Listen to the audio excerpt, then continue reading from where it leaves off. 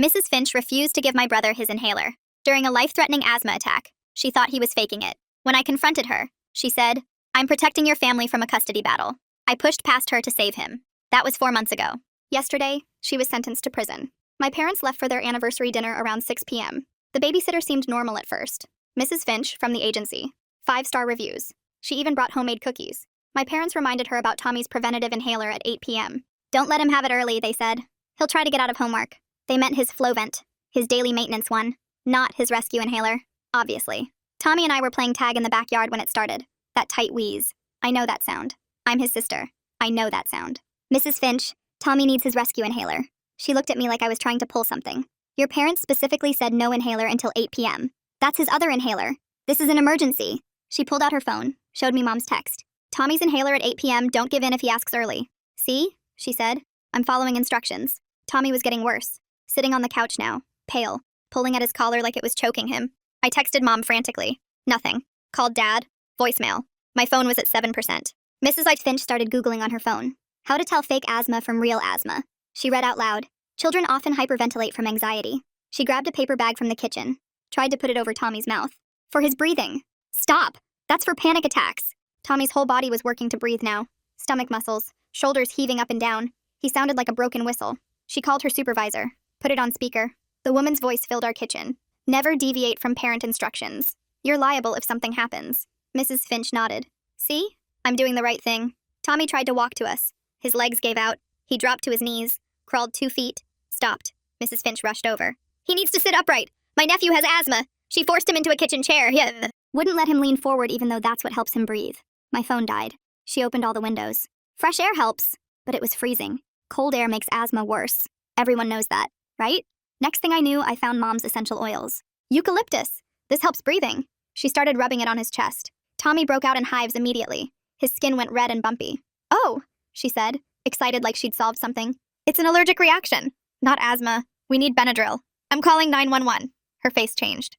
"Your mother mentioned the custody situation with Tommy's biological father. One call about medical neglect and he gets full custody. Is that what you want?" She texted someone, her nurse friend. Showed me the response. "Always follow parent instructions to avoid liability." A nurse agrees with me. Tommy threw up. Just bile and spit. Nothing really came up because he couldn't breathe enough to properly vomit. Food poisoning. I knew it. She actually looked relieved. Started looking for Pepto-Bismol in the cabinets. Called poison control. While she was explaining to them about bad chicken at dinner, Tommy slid off the chair. She tried to make him sip water. "Hydration helps everything," he choked. Water came out his nose. She kept checking her watch. "Just 32 more minutes. I'm saving your family from a custody battle." Tommy whispered something. I leaned close. His lips were blue. Like actually blue. Not pale. Blue. "Please." A tear rolled down his face. That's when I lost it. "I don't care what you think. He's dying." I ran for the medicine cabinet. She'd locked it earlier. The key was in her pocket. She jumped up and blocked me. "You bitch! I am not losing another job because kids manipulated me." I tried to push past. She grabbed my wrists. Hard. "You're hurting me." "Stop being dramatic." "Just like your brother." I kicked her. Right in the shin. As hard as I could. She doubled over and I grabbed the key from her pocket. Hands shaking so bad I could barely get the cabinet open. She lunged for the inhaler. "That's assault! I'm calling your parents." I dodged. Ran to Tommy. His lips weren't even blue anymore. They were purple. Purple turning gray. That's when I heard banging on the door. Thank God. I shoved past her and unlocked it. The neighbor only had to look at us for a few seconds before calling 911. Mrs. Finch was still talking. "They said 8 p.m. I have it in writing. This is not my fault. I was protecting the family. The custody battle. The paramedics arrived in minutes. Felt like hours. They put Tommy on oxygen immediately." One of them turned to Mrs. Finch. "How long was he like this?" "The parents said medicine at 8 p.m. I was following." "Ma'am," the paramedic interrupted. "This child was in severe respiratory distress." She pulled out her phone, shaking it at them. "I have the text." They said 8 p.m. The other paramedic looked at it. "This says preventative inhaler. You denied him his rescue inhaler?" Through the window I saw them. Police cars. 2 of them. Mrs. Finch's face went white. The hospital waiting room lights made this awful buzzing sound that got into my head and wouldn't stop. I kept looking at the dried blood under my fingernails from where Mrs. Finch grabbed me. The automatic doors whooshed open and Mom came running through in her fancy anniversary dress with mascara all down her face. She grabbed me so hard it hurt. "Where's Tommy?" She was shaking me. The neighbor must have called them because she kept asking what happened and I couldn't get the words out fast enough. Dad burst through the emergency doors 8 minutes later with his tie all messed up and started grabbing every nurse he could find. Dr. Patel finally came out from behind these big metal doors, and her face had that look doctors get when it's really bad. She told us Tommy had severe respiratory failure, and they had him on a ventilator. Mom's legs just went and Dad had to catch her. We could see him through this little window with all these tubes and machines beeping and his chest going up and down, but it wasn't him breathing, it was the machine doing it for him. Officer Martinez pulled me aside to this quiet corner while my parents stayed pressed against that window watching Tommy. He had me go through everything from the beginning while writing in this little notebook.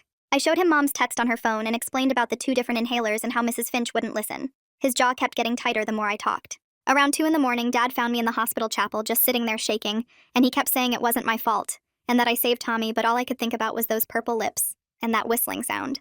We went for coffee at 6, and Mrs. Finch was right there in the lobby still wearing yesterday's clothes and talking on her phone about unclear instructions. She actually came over to us and started saying it wasn't her fault, and Dad stepped right in front of her and told her to stay away from us. Dr. Patel pulled us into this little room 2 hours later with Tommy's chart and started explaining about hypoxia and brain complications and how they wouldn't know anything until he woke up.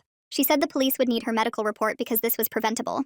Then Child Protective Services showed up, but not for Mrs. Finch, for us, asking why we left unclear instructions and if we regularly left the kids with inadequate supervision. Mom completely lost it when they said that about the licensed agency with 5-star reviews. I sat with Tommy for hours that evening just holding his hand while the ventilator breathed for him. His little league trophy was on the nightstand, and I kept talking to him about his team winning even though he couldn't hear me. His hand twitched once, just this tiny movement, but it was the first thing in 20 hours. The next morning his eyes opened, but he looked right through us like we weren't even there. The neurologist ran all these tests with lights and reflexes while we waited outside. Tommy kept asking for his dog, but we don't have a dog and never have. Our lawyer met us in the cafeteria and went through the Guardian Angels agency contract page by page, showing us all these liability waivers. Mom pulled out her phone with the original text about the preventative inhaler, and he said criminal negligence overrides their waivers, but we needed to document everything. The lawyer gave us a checklist of things to save, and I spent the rest of that day taking photos of every text message and email, while Mom sat with Tommy, who kept asking weird questions about our pets. 2 days later, Detective Morrison called and said I needed to come to the station for my official statement, so Mom drove me there and waited in the lobby while I sat in this small room with a recorder on the table. Morrison was younger than I expected with tired eyes, and he asked me to go through everything from the beginning, which took almost an hour, because he kept stopping me to ask about exact words Mrs. Finch used. When he asked if she seemed drunk or confused, I told him no. She was completely sure she was right, and that was the scariest part because she really believed she was helping. By the time we got back to the hospital, Tommy was awake and recognized us, but he had these huge gaps in his memory, like he remembered playing tag, but nothing after that until waking up with tubes in his nose. Dad hadn't left the room in 2 days and kept holding Tommy's hand, even when Tommy was sleeping like he was afraid to let go. The next morning, this woman showed up with a huge flower arrangement and introduced herself as Susan Whitfield from Guardian Angels Agency, and she had this fake smile while handing Mom a folder. Mom read the papers out loud, and it was basically asking us to sign away our right to sue in exchange for them covering the medical bills. But when she got to the part about no admission of wrongdoing, Mom tore the whole thing in half. Susan's face went red and she started saying something about being reasonable, but Mom just pointed at the door until she left. An hour later, Dr. Patel came in with his official report, and I'll never forget the words because Mom made him repeat them 3 times. Talk about a babysitter who takes following instructions to a whole new level of wrong. She'd probably refuse to give water to someone on fire if the text said no drinks until dinner time. Severe hypoxic brain injury narrowly avoided. Oxygen deprivation for 25 to 30 minutes. Survived due to age and previous healthy condition. Permanent damage unlikely but possible. The insurance company called that afternoon while we were eating cafeteria sandwiches, and Dad put them on speaker so we could all hear the woman saying they were investigating whether we failed to provide adequate care instructions. Dad's voice got so quiet it was scary, and he said our son nearly died because a babysitter refused to give him life-saving medication, and you're questioning coverage while the woman kept repeating policy terms. That evening, a nurse came in to give Tommy his breathing treatment, and he completely lost it, screaming and crying that she wouldn't let him have it, just like Mrs. Finch. I had to hold him while he sobbed and shook, and the child psychologist who came later wrote pages of notes about trauma response. The next morning, Detective Morrison called to say Mrs. Finch had hired a defense attorney, who was claiming she followed industry-standard protocols for medication administration, and he needed our original agency contract, plus all our communications with them. He said she was telling everyone we were negligent parents who left unclear instructions, which made Mom throw her coffee mug against the wall. I went online that afternoon to check Guardian Angel's Facebook page and found hundreds of 1-star reviews from angry parents, but also defenders saying parents need to leave clear instructions and babysitters aren't mind readers. Then I saw a comment that made my stomach drop from a woman saying Mrs. Finch let her diabetic daughter's blood sugar crash last year with the same excuse about following instructions. I screenshot everything and started messaging people.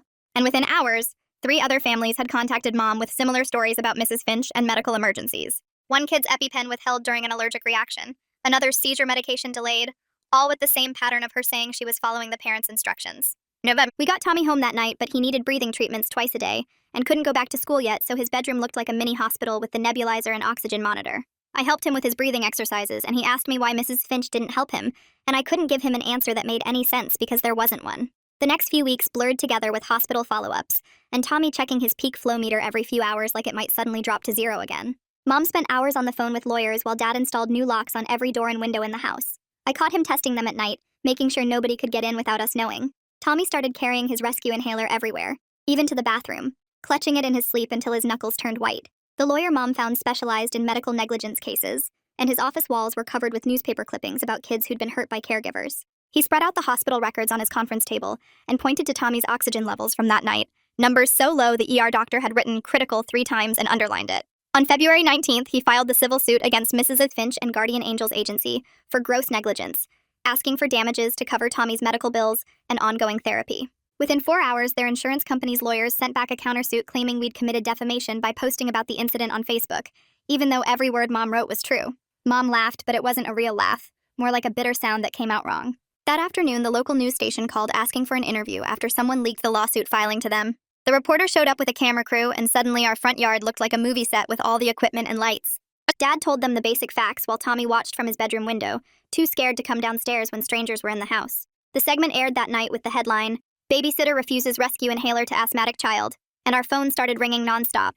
More reporters came the next morning, some camping outside our house waiting for someone to come out and give them a quote. Dad bought security cameras and spent all day installing them, running wires through the walls and setting up monitors in his office.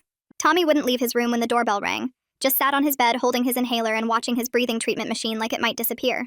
The Facebook post Mom had written got shared thousands of times, and other parents started reaching out with their own stories about Mrs. Finch and Guardian Angels. Jennifer Walsh messaged first, said Mrs. Finch had refused to give her daughter insulin because she thought the girl was faking low blood sugar for attention, and the kid ended up in a diabetic coma for 3 days. Marcus Rivera's story was worse. His son had seizures, and Mrs. Finch held him down instead of calling 911 because she thought he was throwing a tantrum. And now the boy has permanent brain damage from lack of oxygen. They all came to our house on February 20th, 7 families total, carrying folders full of medical records and printed emails from the agency. We sat around the dining room table comparing timelines and realized Mrs. Finch had been doing this for at least 4 years, always protected by Guardian Angels liability waivers that parents had to sign. Jennifer's daughter still wore a continuous glucose monitor that beeped every few minutes, and Marcus's son sat in a special chair because he couldn't hold himself up anymore. The pattern was clear in every case. Mrs. Finch decided the kids were faking or exaggerating, refused to give prescribed medications or call for help, and the agency backed her up every time with their following parent instructions defense. That afternoon, Tommy stood at his window watching kids walk home from school like he used to do before everything happened. His friend Alex waved up at him, but Tommy just stared, didn't wave back, didn't smile, nothing. Later he asked me what would happen if he needed help again, and nobody believed him. And the child psychologist Mom had found said this kind of fear might stay with him forever. Another thing Mrs. Finch stole that we couldn't get back. Detective Morrison showed up on February 21st with news that made Mom grab Dad's hand so tight her knuckles went white. The DA's office had decided to file criminal charges against Mrs. Finch for reckless endangerment of a child, a felony that could mean actual jail time.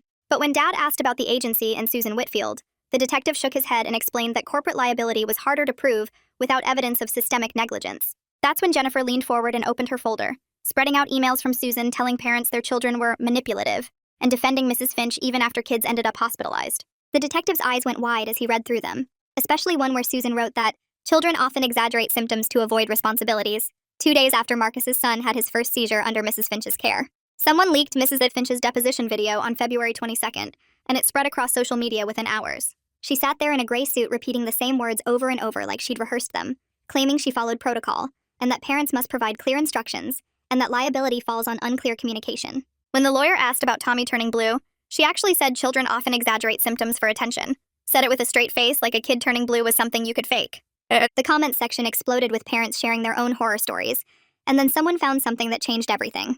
Mrs. Finch's nursing license had expired in 2019, 3 years before she almost killed Tommy, but she'd been advertising herself as a child care professional with medical training the whole time. Guardian Angels never checked. Their background screening only looked for criminal records, not whether her medical credentials were real or current. Dad watched the video in his home office with the door closed, but we could still hear him yelling at the screen, calling Mrs. Finch names I'd never heard him use before. The protest at Guardian Angels headquarters on February 23rd started with just our 7 families, but grew to almost 50 people by noon. Parents held signs with pictures from their kids' hospital stays, oxygen masks and IV lines and cardiac monitors, images that made passing drivers slow down and stare. Susan Whitfield came out with 2 security guards and tried to tell everyone we were just disgruntled clients seeking money. But Jennifer held up her daughter's insulin pump and said money wouldn't give back what the agency stole from their children. The local news live-streamed the whole thing on their website, and you could see Susan's face getting redder as more parents showed up with their own stories. Tommy watched from our car in the parking lot, gripping his inhaler so tight the plastic creaked, flinching every time someone mentioned Mrs. Finch's name. That night, he started sleeping in my room, dragging his blanket and pillow across the hall after Mom and Dad went to bed. He'd wake up gasping and grabbing at his throat like someone was choking him, then spend an hour doing breathing treatments he didn't actually need. Mom found him one morning at 6 a.m. on February 24th, sitting on my floor with the nebulizer mask on even though the medicine cup was empty, just breathing in plain air from the machine because it made him feel safe. She sat down next to him and held his hand while he practiced breathing, and later she told Dad it was like Tommy was trying to prove to himself that he could still breathe, practicing for the next time someone might not believe him. Someone should tell Susan Whitfield that childcare professional with medical training usually means the training is still valid, not something that expired when flip phones were still cool. The nursing board opened their investigation on February 25th, after getting flooded with complaints about Mrs. Finch practicing without a valid license. Turns out she'd been telling families she was a registered nurse for years after her license expired, and Guardian Angels had been advertising her as their medical expert for childcare, even though they never verified her credentials. The investigator found 17 more families who'd hired her specifically because they had kids with medical conditions, and thought they were getting a real nurse. The agency's liability shield started cracking when their insurance company realized they might be on the hook for fraud charges, not just negligence. Then on February 26th at 2 p.m., Mrs. Finch showed up at our front door with her lawyer, demanding we stop harassing her and retract our statements about the incident. Tommy saw her through the living room window and his whole body went rigid. Then he started gasping and clutching his chest, a full panic attack that looked exactly like an asthma attack. I grabbed his rescue inhaler, but it didn't help because his airways weren't actually closed. His brain just thought they were because seeing her brought everything back. Mom called 911 while Dad stood in the doorway blocking Mrs. Finch from coming any closer. And she just stood there in our driveway watching the paramedics give Tommy oxygen. No emotion on her face at all. Like she was watching a TV show instead of a kid she'd almost killed having a breakdown because of what she did. The paramedics kept Tommy on oxygen for 20 minutes, while Mrs. Finch stood frozen in our driveway, until a police officer finally told her to leave. Tommy slept in Mom and Dad's bed that night, his rescue inhaler clutched in his hand like a stuffed animal. 3 days later, an unknown number called Mom's phone while we were eating breakfast. The woman on the other end wouldn't give her name, but said she used to work at Guardian Angels until last year. She had training videos from 2020 saved on her laptop that showed Susan Whitfield teaching new employees company policy. Mom put it on speaker and we heard Susan's voice clear as day, telling a room full of people to never give medicine without written permission from parents. The woman said Susan repeated this over and over in every training session, that following parent instructions was more important than anything else. She sent the videos to our lawyer's email that afternoon, 5 different recordings of Susan drilling this rule into her staff. The next day, Tommy had to go back to school with a new medical action plan that the nurse typed up and printed in triplicate. Everything seemed fine until third period, when the substitute teacher saw him reaching for his inhaler during math class. She grabbed it from his desk and said kids shouldn't self-medicate without adult supervision, then walked it to her desk at the front of the room. Tommy started wheezing right there in his seat but was too scared to say anything until his friend ran to get the nurse. The nurse came and gave him his inhaler, but by then Tommy was shaking and crying, not from the asthma but from fear. The school called me to pick him up, and when I got there he wouldn't let go of my arm in the parking lot. The principal met us at the door and suggested maybe Tommy would do better with homeschooling or online classes for a while. Mom went off on him right there in the hallway, asking if they were really trying to push out a kid for having a medical condition. 2 weeks passed before we got the letter about Mrs. Finch's trial date being set for August, which meant she'd be free for 6 more months. Mom was scrolling through Facebook that night when she saw a post in her parenting group about a great new babysitter in Millburn. The photo showed Mrs. Finch sitting on a couch with twin boys, big smile on her face like nothing had happened. Mom screenshot everything and called the number in the post, but the family had no idea about any charges against her. I started carrying my phone everywhere after that, recording every conversation with teachers, doctors, even the grocery store clerk who asked why Tommy looked so tired.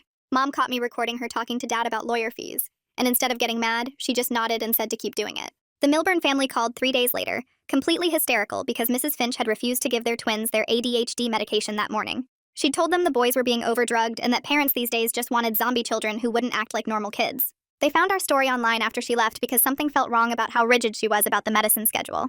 The mom was crying on the phone, saying Mrs. Finch had told them we were lying parents trying to get money from a lawsuit. They fired her immediately and wanted to join our case, and our lawyer said this helped prove a pattern of behavior. Our lawyer called the next morning with more news about Guardian Angels and their insurance problems over the years. 3 different insurance companies had dropped them in 5 years because of too many claims against the agency. They were using some high-risk insurance company now that barely covered anything, which explained why they kept trying to settle cases quietly. Every family who'd complained got offered the same deal, a small payment if they signed papers promising never to talk about what happened. We were the first ones to say no and go public with everything, which is why Susan was fighting so hard to discredit us. Tommy tried to go back to Little League practice that weekend, but couldn't run from first to second base without stopping to use his inhaler. His coach came to the house later to encourage him to keep trying, but Tommy just stared at his baseball glove and wouldn't talk. Later, he asked me what would happen if he needed help during a game, and the coach didn't believe him either. He quit the team the next day. another thing Mrs. Finch had taken from him without even being there. 3 days later, Susan got arrested when investigators found out 5 of her babysitters had fake or expired certifications. Dad was in the garage when Mom got the call, and he punched a hole right through the drywall when she told him Susan was already out on bail. The agency was still running like nothing had happened, still sending babysitters to families who had no idea what was going on. Tommy's school held an assembly about medical emergencies after 3 teachers admitted they wouldn't have known the difference between inhalers either. The school nurse brought both types to show everyone, explaining how one prevents attacks and one stops them when they're happening. Tommy sat in the back row with his hood up, trying to be invisible while everyone stared at him. His friend Alex told everyone at lunch that Tommy was basically a hero for surviving what happened, which was nice but didn't make Tommy feel any better. Then the real bombshell came when our lawyer got a call from people who used to work with Mrs. Finch at a hospital years ago. She'd been forced to resign in 2018 after repeatedly ignoring doctors' orders because she thought she knew better than them. One nurse said Mrs. Finch would change medication doses on her own, skip treatments she disagreed with, and argue with doctors about patient care. The hospital let her resign quietly instead of firing her, which meant she could keep working with kids through agencies that didn't check thoroughly enough. The news about her past made me so mad I couldn't sleep that night. So April 2nd rolled around and I grabbed my phone to make a TikTok account called Kids Medical Rights. I filmed myself talking about how to spot the difference between preventative and rescue inhalers. Tommy showed his 2 inhalers to the camera and held them up side by side. The orange one for daily use and the blue one for emergencies. Within 24 hours, the video had 50,000 views. Comments started flooding in from kids whose parents didn't believe their stomach pain or whose teachers said they were faking headaches. 3 days later, we got a call from the state saying they were launching a formal investigation into childcare agency regulations. They wanted us to testify at a hearing downtown. Tommy said he'd speak, but when we got to the parking garage, he started shaking and couldn't catch his breath. Not asthma this time, but pure panic. I went in alone and stood at the microphone with my voice cracking. The room went totally quiet when I described that night. People actually clapped when I finished talking. April 12th brought another appointment with a specialist who confirmed what we already knew about Tommy. Post-traumatic stress disorder from watching adults ignore his medical emergency. The bills kept coming in thick envelopes that Mom would open at the kitchen table. $200,000 and climbing with therapy sessions not covered by insurance. Guardian's insurance company sent a letter offering $50,000 to settle everything. Mom threw it in the trash. 3 days later, Dr. Patel called and said she'd be our expert witness even though other doctors warned her not to get involved. She wrote a report saying the delay in giving Tommy his rescue inhaler was basically attempted manslaughter. My TikTok hit 100,000 followers by April 18th. Kids from all over were sharing their stories about adults who wouldn't listen. Tommy designed a logo for the account with a blue inhaler that had little wings on it. Dr. Patel helped me write a guide about advocating for yourself in medical emergencies. Then everything went sideways on April 22nd. Mrs. Finch went on some podcast and told the host she was a victim of woke parenting. She said Tommy was performing his symptoms and that I attacked her for no reason. The host agreed with everything she said and called us money-hungry parents trying to get rich off a lawsuit. Mrs. Finch showing up with a lawyer to demand they stop harassing her is like a burglar suing you for having locks on your doors. The nerve of some people really knows no limits. The video spread everywhere online. Tommy found it 3 days later when a kid at school showed him. He watched the whole thing without saying a word. That night, he asked me if maybe she was right, and he had exaggerated how bad it was. The way she got into his head even months later made me want to scream. April 30th.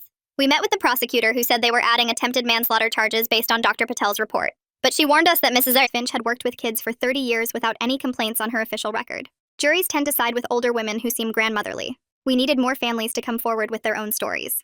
By May 5th, 14 families had joined a class action lawsuit against Guardian Angels. The company immediately declared bankruptcy to avoid paying anyone. But get this, they reopened the next week under a new name called Cherished Care Solutions. Same office, same staff, same policies, and Susan was still running everything. Dad hired a private investigator on May 10th after finding out about the reopening.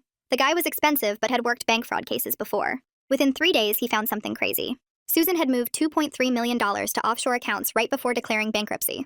The investigator kept digging and found she was running 5 different babysitting agencies across 3 states, all with different names but the same terrible policies. Mom wanted to send everything to the FBI immediately, but our lawyer said we needed more proof first. Tommy started martial arts on May 15th because his therapist thought it might help with his anxiety. The sensei had asthma too and understood about keeping inhalers close. During the breathing exercises, Tommy actually smiled for the first time since that night.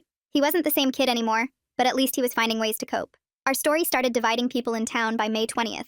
Some parents pulled their kids from Tommy's school, claiming we were lawsuit happy and destroying a good agency over nothing. Others started sharing their own horror stories about guardian angels. This mom cornered me at the grocery store and said I was ruining that poor woman's life over a misunderstanding. I left my full cart right there and walked out. Tommy's medical team decided to make a documentary about kids' medical rights on May 25th. They wanted Tommy to participate but promised to blur his face. Watching him act out that night with actors playing us was brutal. Mom had to leave the room when they got to the part where his lips turned blue. Dad's jaw was clenched so tight I thought his teeth would crack. And Tommy kept saying other kids needed to know this could happen to them. The FBI finally raided Guardian's offices on May 30th after getting our evidence about the wire fraud. They arrested Susan on federal charges right in front of her employees.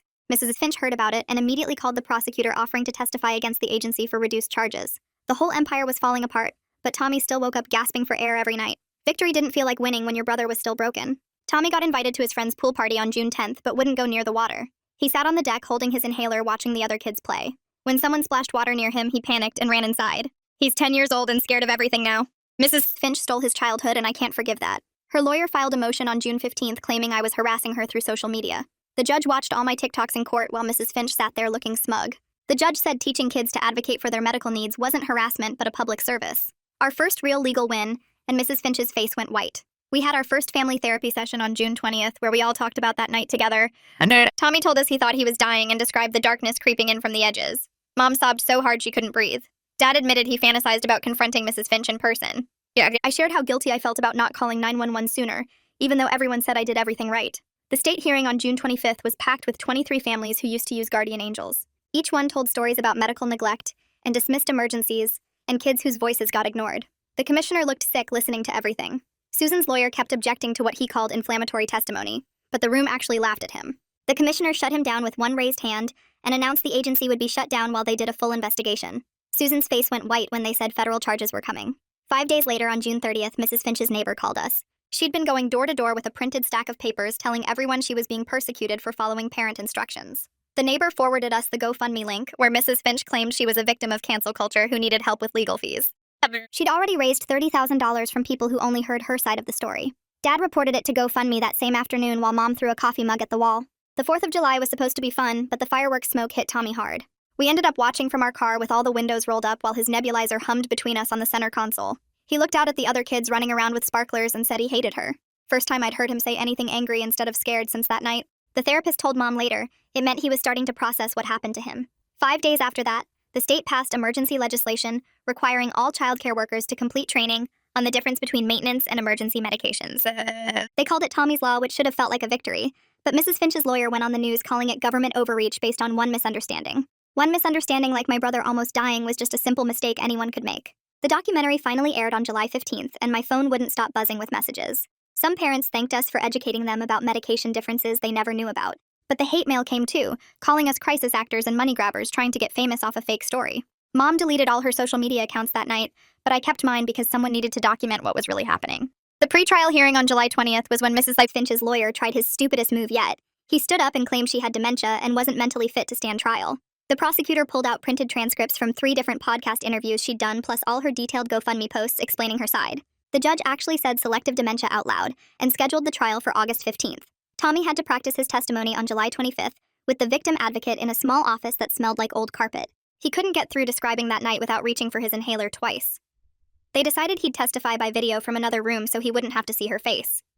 The advocate kept saying it was to protect him from more trauma, but he was already having nightmares every single night. I went with Sarah on July 30th when she taught Tommy's friends what an asthma attack looks like. 10-year-old kids sitting in a circle learning to count breaths per minute and when to call 911. So Alex raised his hand and promised he'd always believe Tommy even if teachers didn't, and they made a buddy system where someone would always be with him at recess. These were children teaching themselves emergency medicine because the adults had already failed them once. Susan's federal wire fraud hearing happened August 5th, and Mom made us all go to support the other families. She pleaded guilty and got house arrest with fines but no actual jail time. The prosecutor said she'd probably be running another agency within 2 years once people forgot. Mom screamed so loud in the parking garage after that the security guard came running. We spent August 10th doing final trial prep with 17 witnesses ready to testify, including 3 medical experts who would explain how rescue inhalers work. Mrs. Finch had character witnesses who'd known her for years but never saw her during an actual emergency. Our lawyer kept saying juries are unpredictable, but the evidence was overwhelming. Then on August 12th, during jury selection, Mrs. Finch walked right up to Mom in the courthouse hallway. She leaned in close and whispered that she'd been protecting us from losing custody, and we should be thanking her. Mom's whole body started shaking, but she didn't swing even though I saw her fists clench. An officer stepped between them and told Mrs. Finch to maintain distance from the victim's family. She smiled at him and said she did nothing wrong before walking back to her lawyer. 3 days later, we sat in the courtroom for opening statements. The prosecutor stood up and clicked through slides on a big screen showing every minute of that night. She pointed at the timeline with a laser pointer. 32 minutes from when I first asked for Tommy's inhaler to when the paramedics arrived. 32 minutes of my brother suffocating while Mrs. Finch insisted she knew better than us. The defense lawyer stood up next and called it a tragic misunderstanding. He said my parents gave unclear instructions about which inhaler to use. I could see Tommy watching from the witness room through the glass door. He was clutching his inhaler so tight his knuckles were white. The defense calling it a tragic misunderstanding is like saying the Titanic had a minor ice cube problem. Except this ice cube had 30 years of childcare experience and a law degree. That afternoon, they called me to testify first. I walked to the witness stand and my legs felt like jelly. The prosecutor asked me to walk through every minute of that night. I told them about Tommy's wheeze starting during tag, about Mrs. Finch refusing to give him his rescue inhaler, about her Googling fake asthma symptoms while he turned blue. The defense attorney stood up for cross-examination. He asked why I didn't call 911 right away if I thought it was so serious. I told him I was 14, and she was the adult who said she'd handled asthma before. He suggested I was exaggerating everything for the lawsuit money. I held up the crime scene photos showing my bloody fingernails from where I'd clawed at the locked medicine cabinet. The jury stared at the pictures. The next morning, the paramedics testified about finding Tommy. One of them described his lips being cyanotic, which means blue from lack of oxygen. His oxygen saturation was at 68% when normal is above 95. The paramedics said Tommy was minutes from death when they arrived.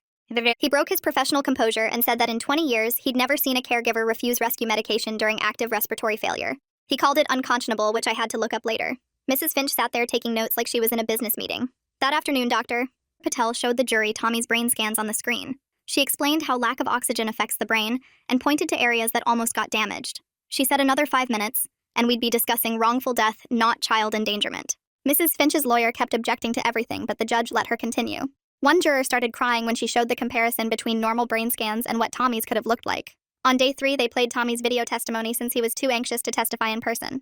His small voice filled the whole courtroom through the speakers. He described not being able to breathe and trying to tell Mrs. Finch he needed help. He said she told him he was faking and being dramatic. He said he thought he was going to die and never see us again. Halfway through the video, he had an anxiety attack and needed his nebulizer. The judge called a recess so everyone could compose themselves. Mrs. Finch muttered something about him being so dramatic, and 2 jurors turned to look at her. And that afternoon, Jennifer and Marcus testified about their experiences with Mrs. Finch. Jennifer's daughter had a severe allergic reaction, and Mrs. Finch refused to use the EpiPen. Marcus's son had a diabetic emergency, and she wouldn't give him his glucose tablets. The defense objected, saying this was prejudicial, but the judge said pattern of behavior was relevant to intent. Mrs. Finch's confident face started to crack a little bit. On day 4, Mrs. Finch finally took the stand herself. She still insisted she followed protocol and did nothing wrong. She called all the families hysterical and said we were just after money. When the prosecutor showed her the video of Tommy's testimony, she actually said, "Children can be very convincing actors." The prosecutor asked if she still believed she did nothing wrong. She said absolutely nothing without any hesitation. During cross-examination, the prosecutor destroyed her completely. She showed Mrs. Finch's expired nursing license from 15 years ago. She showed paperwork from her dismissal from a hospital for not following emergency protocols. She played training videos about the difference between preventive and rescue inhalers. The prosecutor asked if she knew the difference between the 2 types of inhalers. Mrs. Finch said yes, but tried to explain. The prosecutor cut her off and asked if she chose not to give Tommy his rescue inhaler. Mrs. Finch said the parents told her not to. The prosecutor asked for a yes or no answer. Mrs. Finch said she followed instructions. The prosecutor asked again for yes or no. After a long pause, Mrs. Finch finally said yes. That evening, we all sat in Tommy's room waiting for closing arguments the next day. Tommy couldn't sleep and kept checking his inhaler was on his nightstand. We didn't talk much, but just sat there together. Dad held Mom's hand and I held Tommy's hand. We were different people than we were 6 months ago. We were harder and more careful, but we were still here. The next morning, both lawyers gave their closing arguments. The defense claimed it was a good faith error and parental miscommunication. The prosecutor put the text message back on the screen showing Mom's message about Tommy's inhaler at 8 p.m. She explained how any reasonable person would know this meant routine medication, not emergency medication during an active asthma attack. She said Mrs. Finch chose rigid protocol over a child's life. The jury left to deliberate, and we waited in that weird courthouse limbo where time doesn't work right. 27 hours they took. Mom paced the hallway wearing a path in the ugly green carpet, while Dad sat frozen on the bench checking his phone every 30 seconds, even though it never rang. Tommy stayed home with our aunt because the prosecutor said kids shouldn't have to sit through this part. I ate 12 bags of vending machine chips and threw up twice in the bathroom. When the bailiff finally called us back, my legs felt like water. Mrs. Finch stood up when the judge asked her to, still wearing that same smug face like she knew something we didn't. The foreman read from his little card, and I held my breath so hard I saw spots. Guilty of reckless endangerment of a child. Guilty of practicing without a valid license. She didn't even blink. Tommy was watching on the video link from home, and I saw him squeeze our aunt's hand so hard his knuckles went white. Mom collapsed against Dad's shoulder, and he held her while she shook. The judge set sentencing for 2 weeks out, but then the prosecutor stood up and asked about bail. She showed the judge Mrs. Finch's social media post from that morning calling this a witch hunt, and saying parents were liars trying to get money. The judge's face got dark, and he denied bail right there. Mrs. Finch started screaming about persecution and demanding her supporters be heard, but the court officers were already moving. They put the cuffs on her, and she kept yelling all the way out the door about how she was saving children from manipulative families. Tommy's voice came through the laptop speaker so quiet we almost missed it. She can't hurt anyone else now. Outside the courthouse, the news crews were waiting like vultures. They shoved microphones at us, and Mom tried to shield us, but Tommy stepped forward. His voice was steady when he spoke, not like the scared kid from February who couldn't breathe. Kids need adults who listen. When we say we can't breathe, believe us. The reporter asked if he had anything to say to Mrs. Finch, and he just shook his head. The next morning, Susan's name was all over the news. Her agencies got shut down after the state pulled their licenses. 147 families came forward with complaints going back 8 years. Stories about babysitters who ignored allergies, who let kids wander off, who fell asleep on the job. The state announced an emergency fund for affected families, and suddenly our phone wouldn't stop ringing with other parents wanting to know how to file claims. 2 weeks later, we were back for sentencing. Tommy stayed at school this time because he had a math test, and he said he wanted to be normal for one day. The judge gave Mrs. Finch 3 to 5 years in state prison, plus a lifetime ban from working with children. Even while he read the sentence, she kept insisting she did nothing wrong. Your rigid adherence to perceived protocol over human life shows a dangerous lack of judgment, he told her. She just stared at him like he was speaking a different language. The civil case against the insurance companies started the next week, but they offered a settlement before we even got to opening arguments. $2.8 million. Our lawyer said we should take it because juries are unpredictable, and Tommy needed closure more than he needed a trial. The money would cover his therapy and medical bills and maybe college someday if he wanted it. Tommy surprised everyone by going back to his Little League field that September. He couldn't play anymore because his lungs were too damaged, but he wanted to help coach the younger kids. He taught them about asthma and made sure every single coach knew the difference between maintenance and rescue inhalers. I'm the safety expert now, he said. And for the first time since February, I saw him actually smile. We tried to have a normal family dinner one night in September. Nobody talked about the trial or the settlement or the therapy appointments. We talked about my college applications and Tommy's martial arts class and Dad's fantasy football team. We were all pretending to be okay, and we all knew it, but sometimes pretending is practice for the real thing. The last legal thing happened when Mrs. Finch's appeal got denied. Her supporters showed up at the courthouse with signs saying parents lie, sitters suffer. We drove past without stopping because they didn't matter anymore. What mattered was Tommy finally sleeping through the night without nightmares. What mattered was Mom not jumping every time the phone rang. What mattered was Dad deleting the security camera app from his phone. What mattered was our family learning how to exist again after everything broke apart. October came with news that the documentary about our case won some big award at a film festival and raised $500,000 for kids' medical advocacy groups. The producers set up a video link so Tommy and I could speak at the ceremony from home since traveling was still too much for him. I kept my part short, just said every kid deserves to be heard in medical emergencies. 3 to 5 years for choosing Google over giving a dying kid his inhaler? The judge basically said, your brain doesn't work right, in fancy legal words, while Mrs. Finch stood there like he was speaking Klingon. Tommy added that adults should learn to listen, and we could hear people clapping through the computer speakers. His therapist had been working with him twice a week since March, and by mid-October she pulled Mom aside to say he was making real progress with fewer panic attacks and better sleep, even though he still carried his inhaler everywhere and checked it constantly. Small steps forward were still steps forward. The 1-year follow-up appointment with Dr. Patel showed some scarring in Tommy's lungs, but his function tests came back good enough that she said he was strong, not just lucky, and that having someone fight for him made the difference. Tommy actually smiled when he said I was scary when I got mad, and it was the first time any of us could laugh about that night without crying. Halloween rolled around, and Tommy surprised us all by wanting to go trick-or-treating for the first time since everything happened, dressed as a doctor because they save people. He only made it to 5 houses before the anxiety got too bad, and we had to come home. But 5 houses was 5 more than we thought he could handle, so we counted it as a win. The state legislature passed a big child care reform package in early November that required background checks and medical training and clear rules about different types of medications. And Tommy watched the governor sign it on TV. We did that, he said quietly. We changed things for other kids. His support group for kids with medical trauma met every Monday at the hospital, and he came home lighter each time, talking about how he wasn't the only one who felt scared or angry or confused about what happened to him. My early admission letter to the pre-med program arrived mid-November, and I wrote in my essay about wanting to be the doctor who listens to kids and their families. And Tommy helped me pick classes, insisting I take the emergency medicine one first. Mom hovered over Tommy when he wanted to help with Thanksgiving prep, but we all knew she couldn't help being overprotective now, and he made the cranberry sauce perfectly while telling us he was okay, really okay, and we were starting to believe him.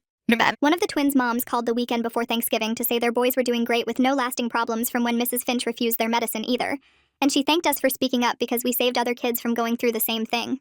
Thanksgiving Day came, and Tommy stood up to say grace for the first time ever, thanking God for me fighting for him, for Mom and Dad believing him, for Dr. Patel saving him, even for the prosecutor who got justice. And then he took a deep breath without any wheeze or fear and added thanks for breathing, just breathing, and we all breathed with him, deeply and freely, and finally whole again.